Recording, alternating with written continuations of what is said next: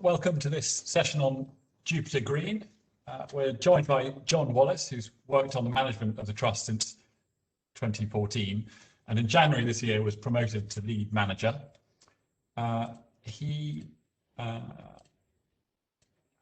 Jupiter Green has long focused on companies that provide solutions to the world's environmental problems. However, in September last year, the board announced there would be an evolution in the trust strategy to focus on smaller, more innovative companies that proportionately less will be invested in lower growth, more established players. But before I hand over to John, a tiny amount of housekeeping. We've got 30 minutes for the presentation, 15 minutes after that for questions. You're on mute, but you can ask questions by using the Q&A function at the bottom right-hand side of your screen.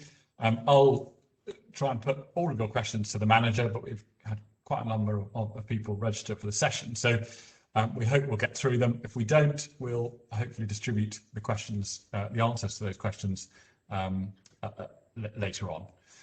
So without further ado, John. Thank you, Billy. Good afternoon, everyone. And thank you to Kepler as well for hosting, and thanks also to you all for joining this afternoon's session. I'm pleased to hear we have a very good number of participants in the session today. So I will give you an overview of what we are offering to our clients through the Jupiter Green Investment Trust, how this has been reinvigorated, I think, to reflect the considerable opportunity that we see in our subset of the wider equity market.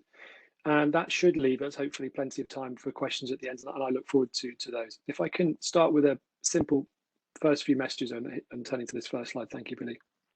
The first is that environmental solutions are, in my view and the board's view, no longer simply a nice to have. They are, we believe, going to determine the pace and the shape of the global development agenda across time horizons, not just the near term, but in the long term as well.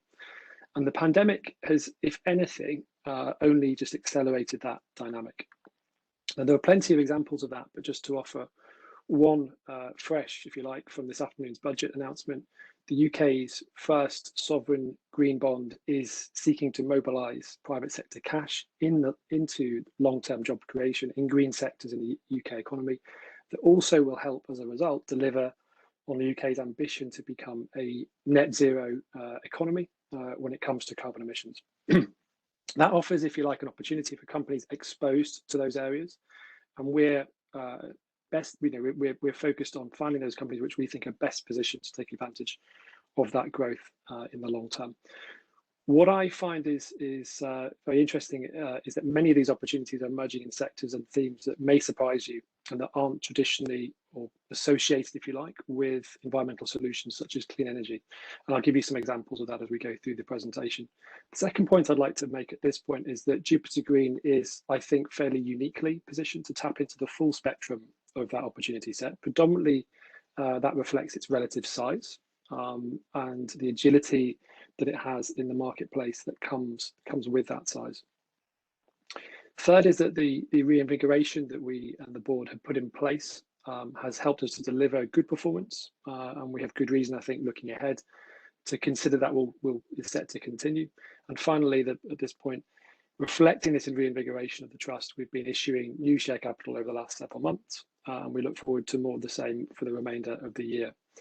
So what was the reinvigoration that I mentioned? If we can turn please to the next slide. The clear message here from our chairman 6 months ago now was one really of growth. And Jupiter Green's role in a client portfolio is to deliver above market capital growth in the long term by focusing on those companies that can really enable and deliver the green elements of the economic recovery and beyond, really. Specifically, what that meant for us was a focusing on innovation, which tends to have a smaller cap skew, not always, but tends to.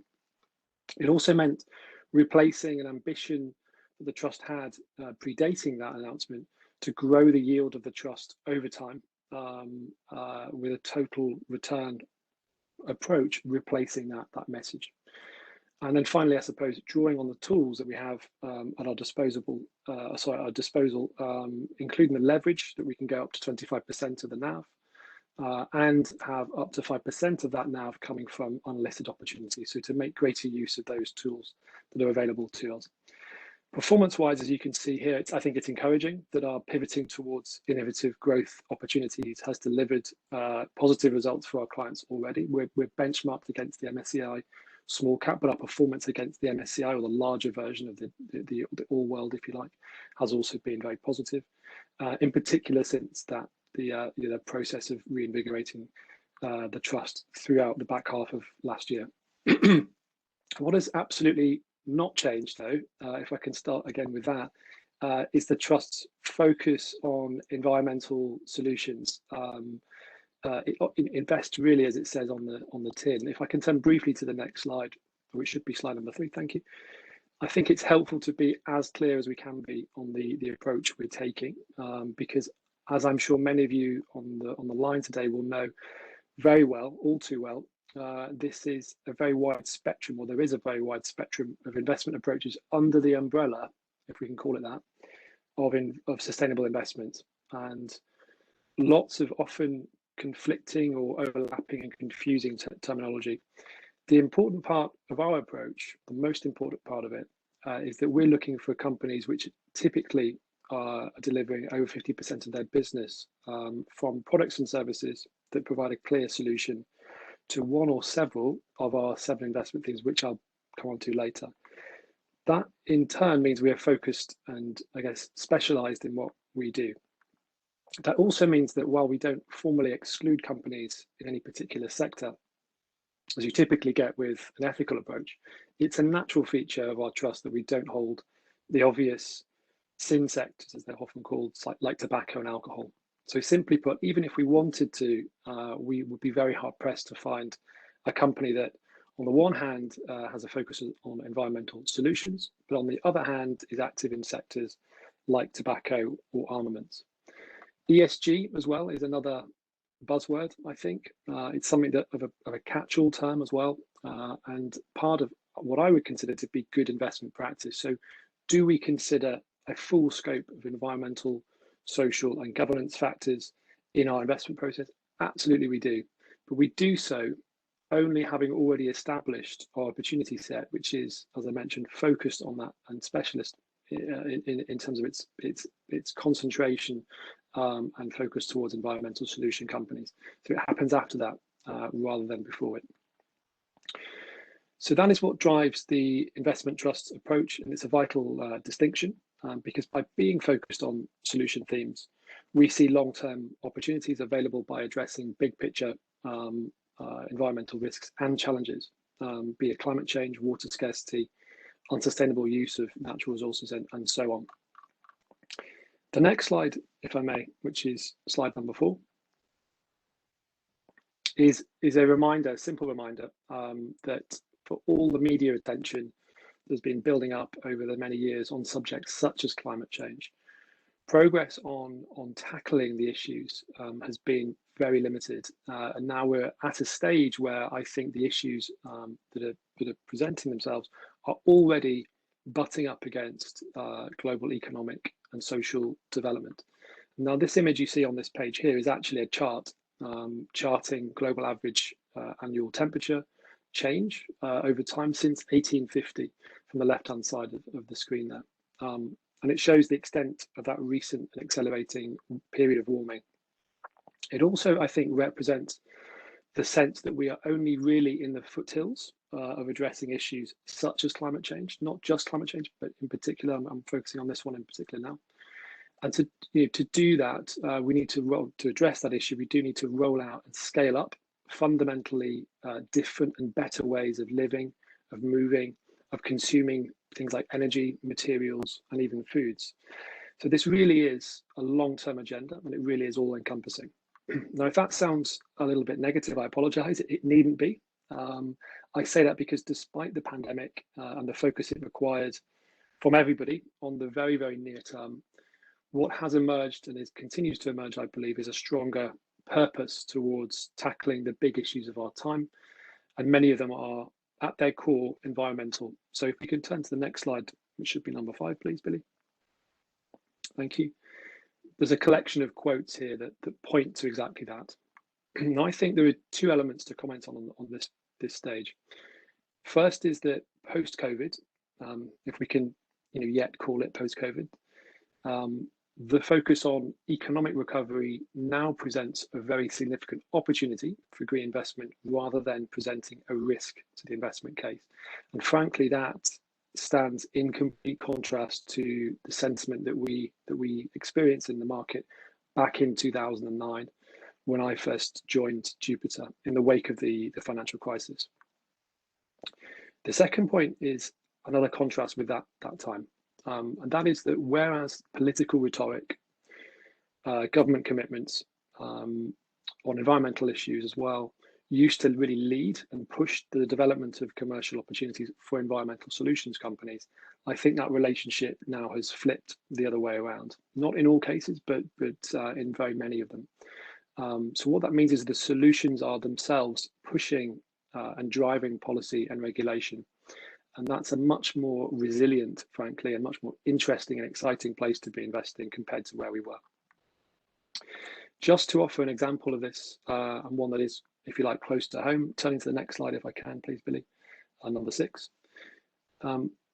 Alongside the announcement of the government's green industrial strategy at the end of the year, or the end of last year, was this bringing forward of the ban on the sales of cars powered only or purely by petrol or diesel engines, that coming forward from 2040 to 2030. Now, it's a big step, but I also think it largely reflects the rate of technology progress and consumer acceptance of that alternative technology or alternative technologies, because there's clearly more than one, but that acceptance that we've seen in alternatives in the last several years, no more than 2 years. And I think that's a good indication of how quickly perceptions can change in the marketplace. One point I'd also like to make with this slide is that it demonstrates in the near-term opportunities to accelerate the rollout of government environmental solutions. So the government are clearly focusing on employment. They're looking to roll out solutions quickly that can basically give a near-term boost to the economy. And there's plenty of those examples, but as much as we have those as well, there is a clear sense that there needs to be quite frankly, a huge step up in the rate of innovation of sectors that are very difficult or have been historically difficult to tackle. So that's actually explicitly called out in the government quotes here. So point number 6 calls out difficult to decarbonize sectors. So for all the kind of headline grabbing attention that say offshore wind has had and that progress on electric vehicles, there's a longer term agenda here, and that requires innovation. That's really an important development for us. So in essence, we need innovation to scale up and to scale that innovation up quickly. And that dynamic is precisely what the board of the trust referred to in the update to our clients in September that Billy mentioned earlier. So if that speaks to our long-term opportunity, I want to touch and turn to our process, positioning, and some examples as well. If we can turn to the next slide, please, number 7. This shows the 7 themes that we're specifically targeting within the Jupiter Green Investment Trust. Again, the starting point for us is a universe of companies which typically have over 50% of their revenues and businesses focused on products and services that provide a clear solution in these areas. So to some extent, they are interrelated. As we saw in the case of the UK 10-point plan, we'll need lots of reliable, clean energy to power a new fleet of electric vehicles. Otherwise, we're just taking the emissions from the tailpipe of a car to the smokestack of a power station. But individually, these are the themes that really matter. And as a consequence, it's where the long-term opportunities are, and hence our focus on these particular themes. That gives us a starting universe of approximately 1,200 companies globally. And if I can flip to the next slide, please. I just want to emphasize that we actually closely monitor and engage with only around a quarter of that universe on a regular basis. The primary drivers to get from the 1,200 to the 300 companies, more or less, are in the main, I think, technical, with a strong focus on finding credible solutions with a good market traction and potential to have market traction, being difficult to replicate and obviously with having large addressable markets as well, supported by combinations of either technological advantage, so outcompeting existing technologies, or changes in consumer habits and business habits, so business preferences in terms of what they include in their products and services themselves. I'll provide an example of that later. And of course, regulation, as I mentioned. Once we have this focus group in place, a key determinant for us alongside valuation is the quality and the quality of the strategy and the management team that really are, in my opinion, dovetailed, that often holds us back, even when the underlying technology or the solution, if you like, is quite compelling. So engaging with executive and indeed non-executive management teams is a very valuable use of our time, and that has definitely been the case since for a long period of time, but also since the pandemic, and we remain very closely in touch with management teams and have been able to continue that dialogue. Typically, we hold between 50 and 70 of that universe in the trust. We're at the low end of that range now, and this is spread across the themes that we've talked about, the 7 themes that we talked about earlier, but always reflecting where we find the best opportunities. So it's an advantage for us not to be focused on any one particular theme, and we are, as a result of that, able to, and not averse to, frankly, to holding any one particular theme if we find that our analysis leads us there. So there will be periods where we will be relatively underinvested or zero invested, if you like, zero weighted to certain themes when we think there are no credible opportunities there for us. Turning to the next slide, if I can. What we have shown here is that thematic allocation on the left-hand side of the screen here, as well as what we call the life cycle stage that the individual solutions sit in, which in the main is a reflection of where that company is and that solution is in terms of its overall market penetration. The 3 stages moving down the page are innovative, accelerating, and established. Innovators and accelerator stages are much more aligned to growth companies. Innovators tend to be smaller, not always, but they do tend to be smaller. And so in repositioning the trust, as we did through the second half of last year, the portfolio has in essence followed the growth opportunities. It's become more skewed to smaller companies, but also more skewed towards growth.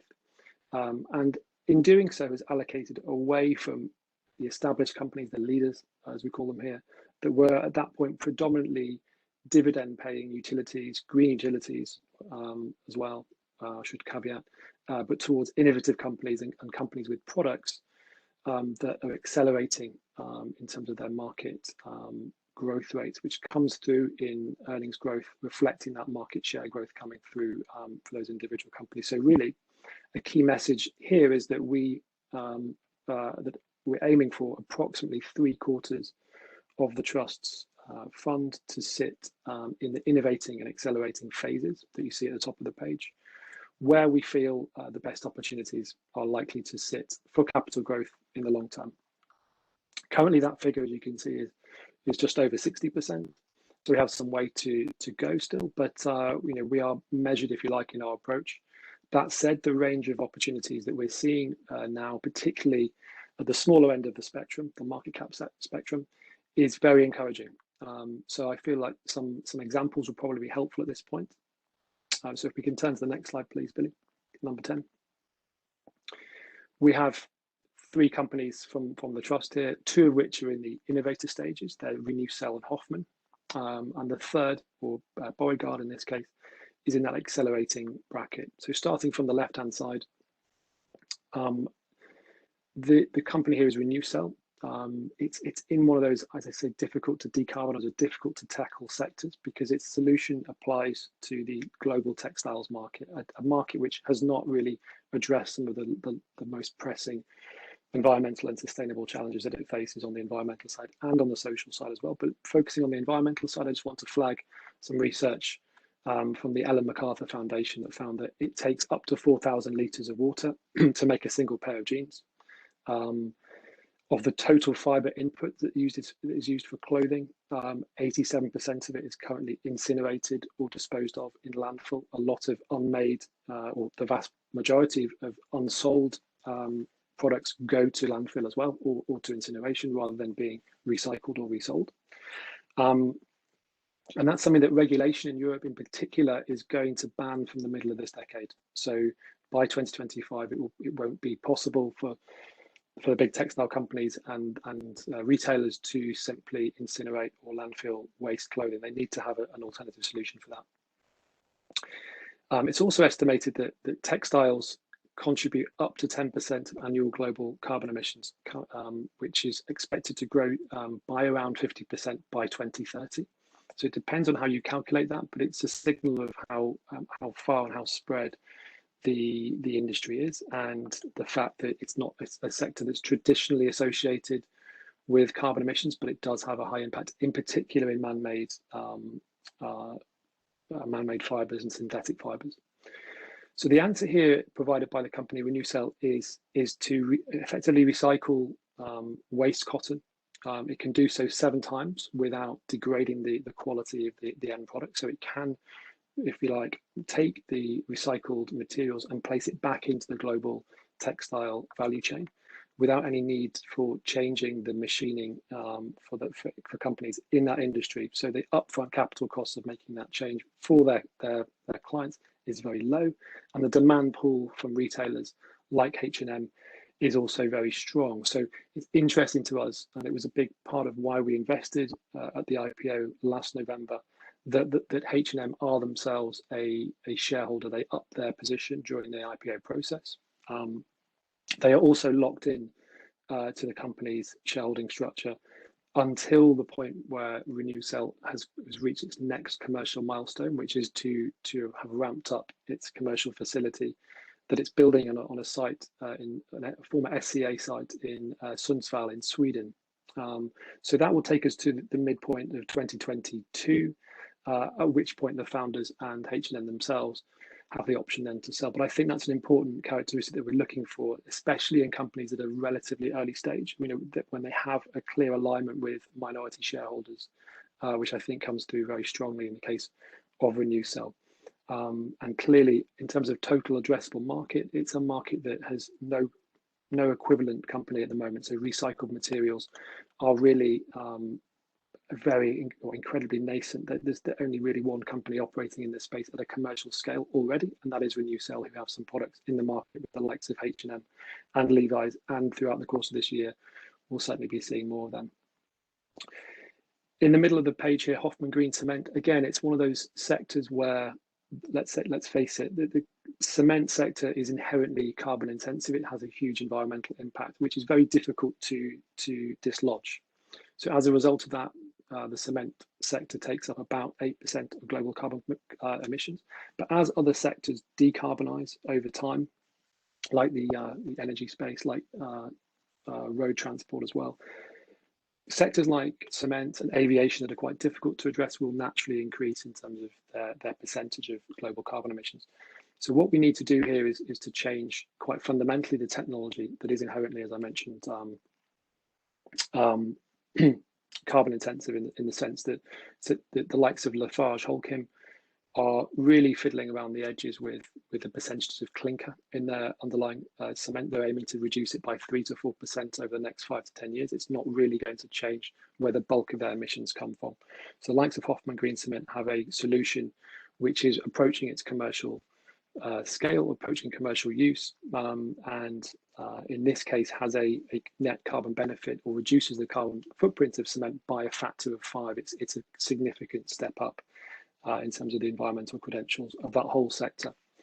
The last example I've given here is a little bit further down the line. So this is a company which is actually quite an old company, a company called Borregaard. It's a biorefiner based out of Norway. Not a large company in terms of market cap, but not necessarily as small as the more innovative companies that I've talked about.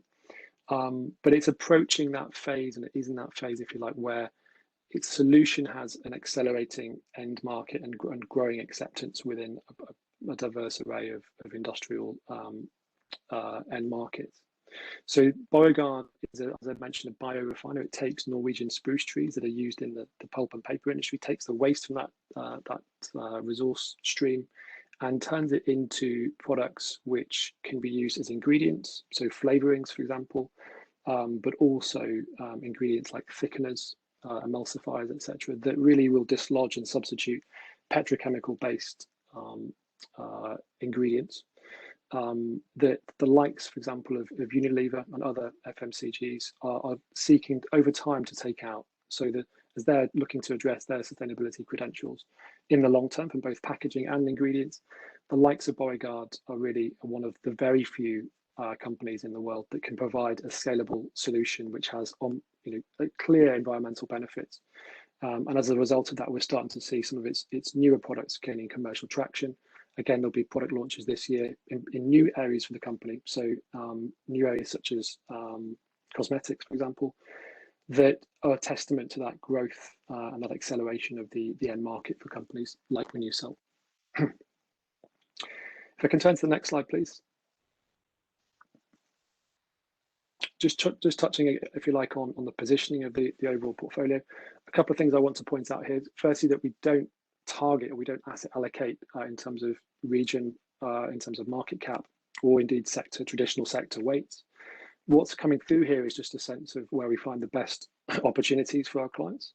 I would flag a couple of things here, though. I would flag the median market cap position. So we have a range within the trust, but the median shows that the overall emphasis is really towards the small end of the market.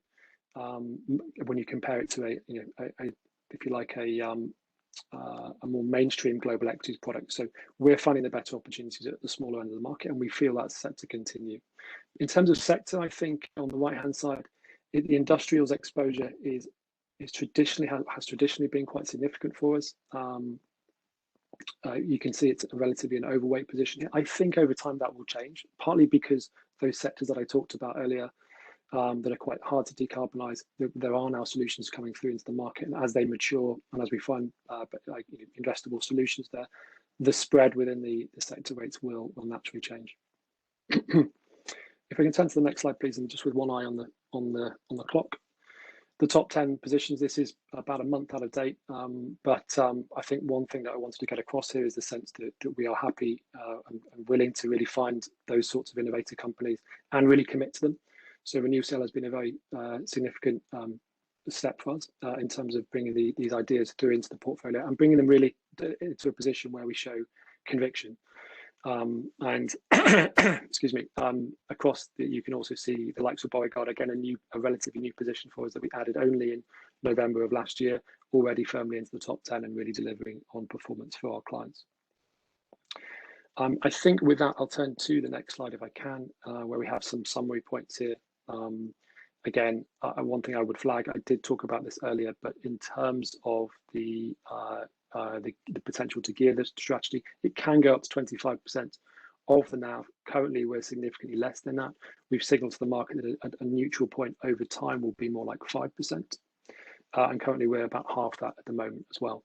The unquoted element of the portfolio is also, we haven't yet used that. Companies like Renewcell are a good example of a company that we saw and we met throughout the most of last year. So we met them in Q2 last year as they were weighing up their options to either become listed or to remain private with private investment from the trust. So we expect that sort of dialogue to give us and having that ability to invest either quoted or unquoted it is a real strength for the trust. It gives us the options, and it means that we have a broader range of conversations with companies that present very good opportunities for us.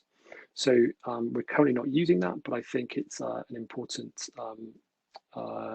lever, if you like, and tool that we have at our exposure to that we have at our disposal that we will seek to use over time. We're coming up to the half-hour point, so just to keep us on track. With that, I will hand back to Billy. I can see a couple of questions coming in, so if we're in a position now to take those, I'll be happy to. Sure. Oh, hi. Thank you for that, John. Okay, well, is there a minimum free float you look for in an investee company?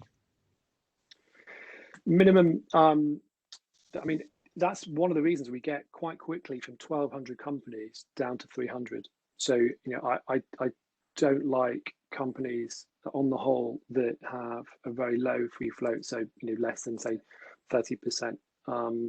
If it is the case that that's there, it's, you know, we're only really made, you know, only become comfortable when there's that sort of alignment more broadly with minority shareholders. So liquidity is not so much an issue for us in terms of free float, but I just want to make sure in terms of that balance of priorities and to make sure that the minority shareholders are represented in strategic decision making, that there's a good free float there, and that boards are held to account by minority shareholders. So Renewcell is a good example where, you know, the founder holders, although they're not the majority holders anymore, the free float there is significantly higher than that number. It's higher than 50%, but the management team and the founders are effectively locked in until they reach that commercial milestone in the next couple of years.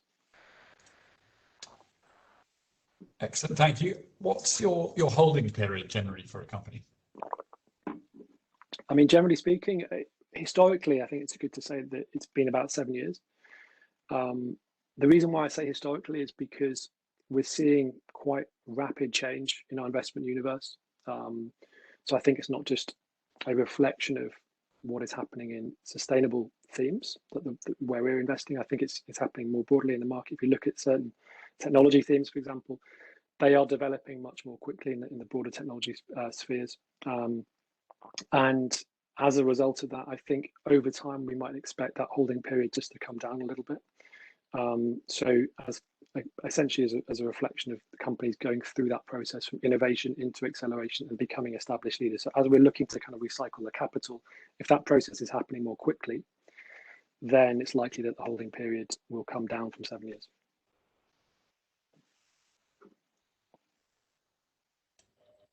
Thank you, John. Company maturity. So do companies have to be profitable before you invest? And if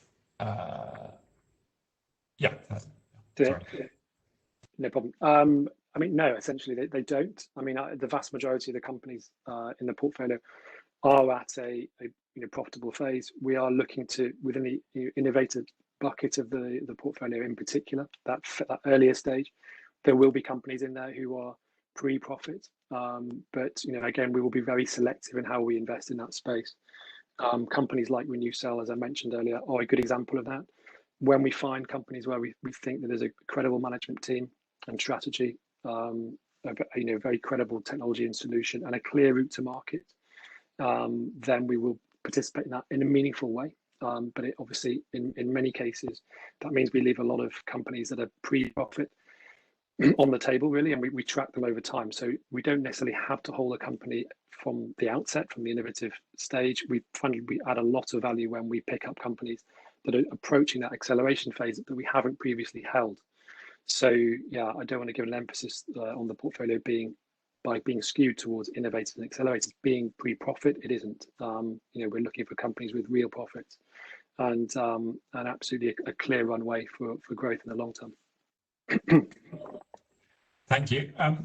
Maybe just a little bit about the AUM that your team runs, and does that give you enough capacity to cover this wide sector, but also how is the team organized? Yeah, so the AUM within the team is so the trust, I should say, is 55 million. We run an open-ended ecology fund, as it's called, which is 650 million. So there's a significant step up there. But I think there's a real benefit, certainly in this market, for a relatively nimble strategy like the Green Investment Trust that can take advantage of the companies that I've been describing. So the Hoffman Green Cements of the world, the Renewcells of the world as well. The likes of Beauregard are held, for example, in the ecology fund. But it's worth, I guess, maybe that's a good example of showing where the difference lies, why the Green Investment Trust is able to take advantage of those companies. at the slightly earlier stage. And it's worth also saying that these are companies that we would be engaging with and interested in buying regardless. So the interesting thing for us is that we have a vehicle here in the Green Investment Trust, which is effectively long-term capital that we can allocate to some relatively innovative companies that are typically where the most interesting parts of our market are at the moment. So sectors that have been unaddressed from an environmental perspective for very long. We're seeing lots of opportunities across a number of different industries, but they are relatively small scale. So we'll have to pick the right companies there, but we need the right vehicle to be able to do that. And I think that's where the Jupiter Green Investment Trust comes into play. And a couple of questions on the size of the trust, and does that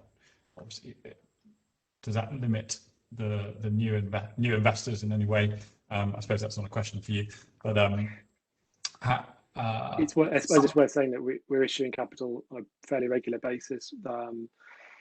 Existing clients have I believe a 1-for-10 subscription rights offer, which is very much in the money. So we expect there to be some an uptake of that offering there. And obviously we're looking forward to continuing, I suppose, to issue new capital, which might for many clients or prospective clients, bring it into a category where it is investable. What's this sort of overlap in holdings between the open-ended fund and the investment trust? It's about, so in terms of overall names, it's about 40%. So it's actually quite limited. But again, these are companies that, if we were just managing the Jupiter Green Investment Trust or just managing the open-ended vehicle, we would be following these companies very closely because it's part of the same investment universe. The same 7 themes are in place. I should have mentioned that earlier, but it's absolutely the same philosophy and the same 7 themes that we're looking to invest in. That hasn't changed over time. So all the benefit that we have of having worked in this space for the number of years we have done, and looking ahead, we don't see that the themes are going to change again. So essentially what we have is a quite a focused specialist investment universe that requires that focus and specialism, but you can have a different variation in terms of how you use that universe and how it can deliver for clients. So I actually see the Jupiter Green Investment Trust being relevant for both open-ended or clients of the open-ended vehicle and the Jupiter Green Investment Trust as well. And that's actually increasingly what's happening. We've got clients who hold both. And maybe some sort of related questions, but sort of green and ESG, how would you sort of distinguish between the two? But also, which investment trust do you see as your competitors, and how are you differentiated?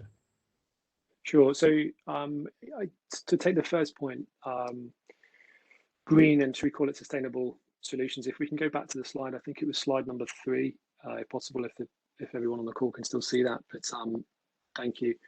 I mean, thank you. That's brilliant. So that slide really reflects what an organisation called the Global Sustainable Investment Alliance. It's their reflection of how to differentiate within that broad umbrella of sustainable investment approaches. So ESG is, as I said, it's a bit of a catch-all term in my experience. So ESG stands for environmental, social, and governance. What you do with that data set is entirely up to us, if you like. So what we're looking for are companies which provide a solution within the environmental space. So they're addressing directly through their products and services big picture sustainability and environmental challenges.